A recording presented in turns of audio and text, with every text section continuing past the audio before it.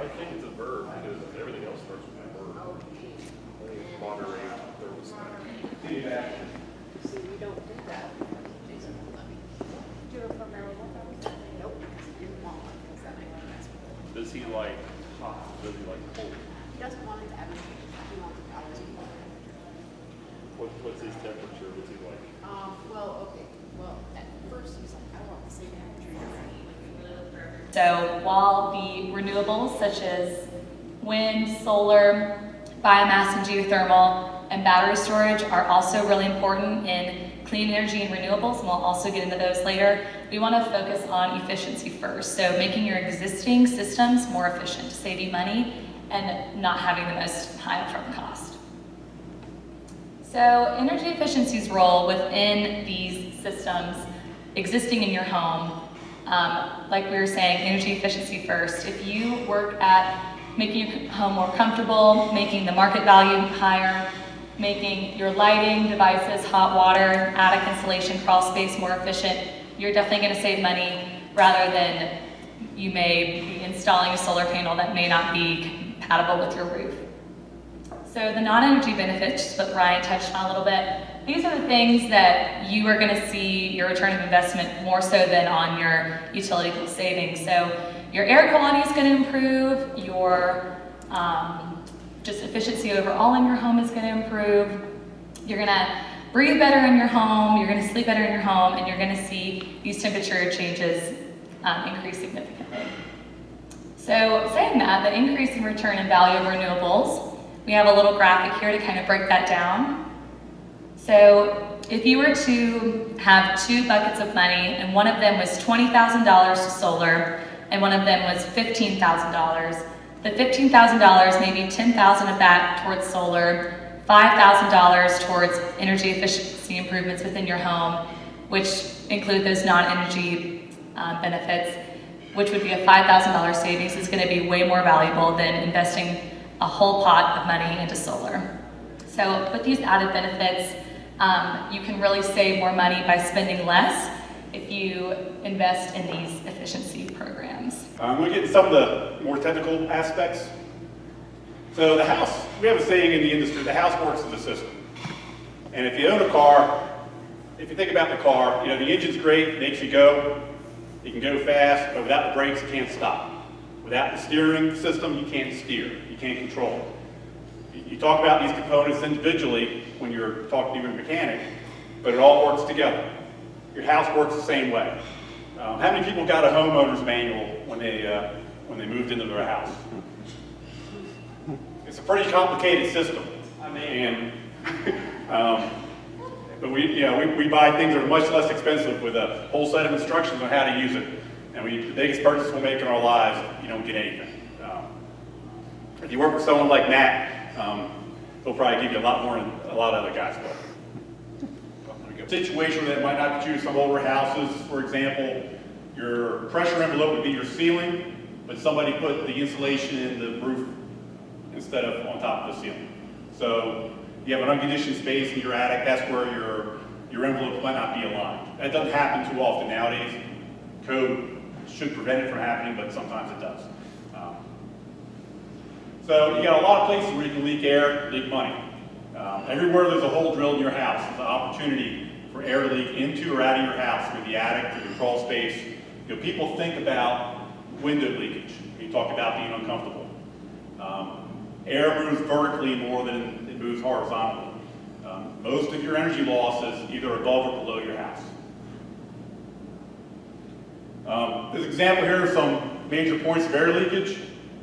And you look at all these numbers, and I kind of highlighted one of them. How many people think that windows are a huge energy hog if you're inefficient? The window companies have done a great job of marketing themselves. I think some of them, up to a couple years ago, would say you can save half your energy bill just by replacing your windows. It's really not the truth. When you look at windows, a typical window replacement job will take somewhere between 25 to 35 years to pay you back in pure energy. Now, there's other reasons you might need to replace your windows. But if you're doing it just for the sake of energy efficiency and comfort, it's not the best place to put your money. Some of the easy places you can take care of yourself without a contractor.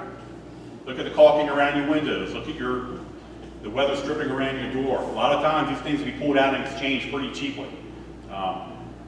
It all adds up. We talked about it earlier, you really talk about square inches. Every square inch you can get rid of, you're helping the cause.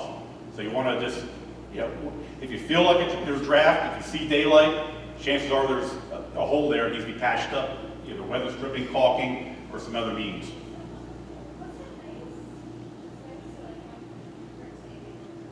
You start getting into your attic and your crawl spaces, starts getting a little bit more complicated. Everywhere there's a hole drilled.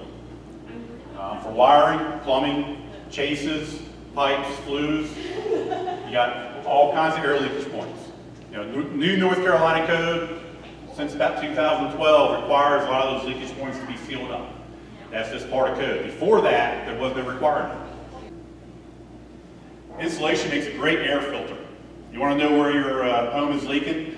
If you have a place where you have exposed insulation in your attic or in your crawl space, you look for the dirt stains, and that's where your air is flowing. You have air leakage points behind those areas. Just like the air filter in your furnace or your HVAC system. It catches the dirt as air flows through it. Insulation does not stop airflow, it just restricts heat flow. It does slow down airflow, but air eventually gets through it.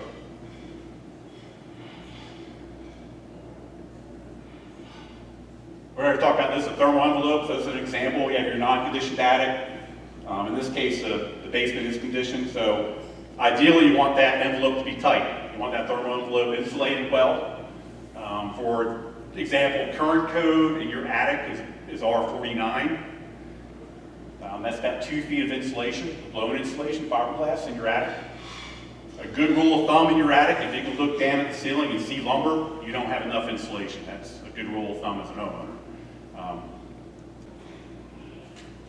Types of insulation, probably loose fill fiberglass is most common in the attics. Blanket insulation or bats, mostly fiberglass or some cellulose. Spray foam insulation is becoming a much more common type that's used now. It is more expensive, but it does seal air leaks, so you get a twofold benefit with it. There are some other cases where if you have restricted space, because of your lumber dimensions, you can get a higher quality or higher level of insulation in a smaller space with spray foam. Foam board, a lot of times we use on foundation walls or areas where it's tough to get backs or blown-in insulation. These are probably a little bit out of date now, they're not used as much, but for can lights, these are insulated covers for can lights. Another example of bat insulation, that's probably more of an echo bat. Now we're going to talk a little bit about the home's mechanical system, your HVAC system, your air conditioning, your heating. So heating and cooling is the primary system we all think of. You have ventilation, your bath fans, your range hoods, and your water heating. These are your most typical mechanical systems in the house.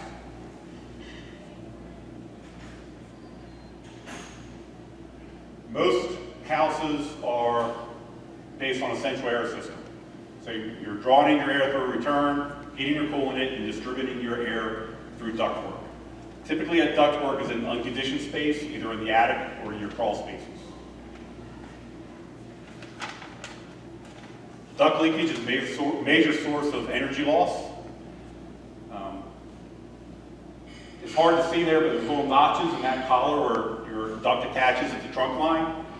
If those aren't sealed up, that just leaks all day long. You're directly losing air that you're paying to heat and cool into your attic or crawl space when this happens.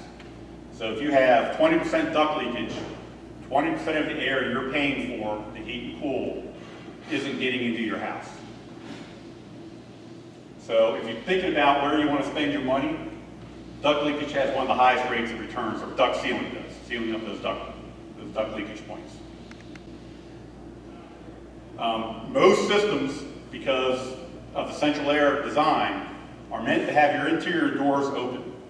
If a room doesn't have a return, the door is not supposed to be closed while the system runs. A great example of this, if you think about your upstairs, your thermostat's probably in the hallway. There's probably not one supply vent in your hallway. So if all your bedroom doors are closed, that thermostat's trying to get down to 72 degrees, and there's not one lick of air getting to it. So this is an example of one means you can use to make sure that air does get through if you do have your doors closed. But just something to think about if you're having a tough time getting areas cold or your system's running longer than it should, having your doors closed, if you don't have a return in that room, can be a cause of it. These are just simple things you can look at. If you're going to replace, you want to choose an efficient model. You don't have to go to a 20 SEER air conditioner, but code right now is 14. With rebates, getting a 16 SEER is not that much more expensive. Typically, you don't want to replace for the sake of efficiency. These things do have a lifetime, and you do need a period of time to pay that off and get that rate of return. Just replacing for the sake of efficiency doesn't normally give you enough time to get that return back. Or it doesn't make economic sense. If you air seal or duct seal first, your system could actually be downsized when you go to replace it. There's less load in your house. So when you go to replace your system, if you have a 2.5 ton or a 3 ton, you might be able to go down to a 2 ton, which is you're running a smaller system when your system is running, so you use less energy and you're spending less money up front. Moisture management, we talked about this. Ventilation is part of the system. You're spending all this money to get comfortable in your house. Part of that, particularly in the summer, is due to the humidity level in your air. And then you run a shower, take a hot shower for 30 minutes. You have 3 teenagers in the house all taking showers. Nobody turns on the fans, and you just put all that humidity right back in the house. And it's not just a comfort issue, it's also an air quality issue. Humidity levels directly relate to the growth of mold. So the higher the humidity, the higher moisture content in your house, mold, funguses, airborne diseases are more likely to be in the air. So kind of identifying who you are, if you're more of a DIYer, if you're more managing, wanting to go through contractors and more expensive systems, if you're personal, if you want to change just your behavior within your home, if you're a technique, if you like automation and smart home technologies, that is definitely something that the workbook and some things that Kurt also talked about, kind of identifying the things that you want to do for your home and what would be best for that. So if you'd reference your graph on the back of your worksheet that you received, I'm just going to go over the top 5 most potential energy impacts for your consumer behavior. So the more stars, the better. The first being setting your inside temperature closer to the outdoor temperature and moderating your thermostat. With doing this, programming your thermostat, it can adjust your inside temperature to match the outdoor temperature. And for the techno geeks out there who love gadgets, there are automation systems that you can set your preferences to. If your schedule varies day to day, you can do it from your smartphone or a laptop away from your home, that you can adjust your settings in your home. The next being curtains. So winter, letting the sunlight in the daytime, and then closing those curtains at night in the winter to keep the heat in. And then the summer, letting those curtains be drawn during the day. It shows that curtains can save 20 to 60% of heat energy. So entering through the window, so you don't have to run your AC as much in the summer if you keep those curtains closed.